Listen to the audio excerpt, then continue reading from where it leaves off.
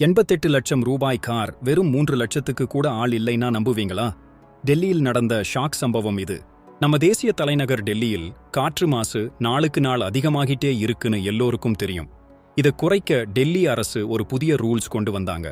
அதாவது 15 வருடங்களுக்கு மேலான பெட்ரோல் வாகனங்களுக்கும் 10 வருடங்களுக்கு மேலான டீசல் வாகனங்களுக்கும் எண்ட் ஆஃப் லைஃப்னு சொல்லி பெட்ரோல் டீசல் போட தடை விதிச்சாங்க.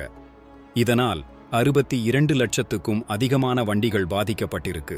இந்த ரூல்ஸ் வந்ததும் பலரும் அவங்க பழைய கார்களை வெறும் சொற்ப தொகைக்கு விற்க வேண்டியதாச்சு.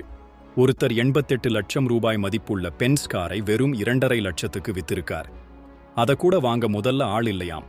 இன்னொருத்தர் 55 லட்சம் ரூபாய் ரேஞ்ச் ரோவரை சொற்ப விலைக்கு வித்து புலம்பிருக்கார். 498 பெட்ரோல் நிலையங்களிலும் கேமரா வச்சு ஸ்கேன் பண்ண முயற்சி பண்ணாங்க. நம்பர் பிளேட்டை ஸ்கேன் பண்றதுல சிக்கல், பெட்ரோல் பங்க்ல நெரிசல்னு ஒரே குழப்பம். மக்களின் கோபம் அதிகரிச்சதால டெல்லி அரசு அந்த தடையை வாபஸ் வாங்கிட்டாங்க.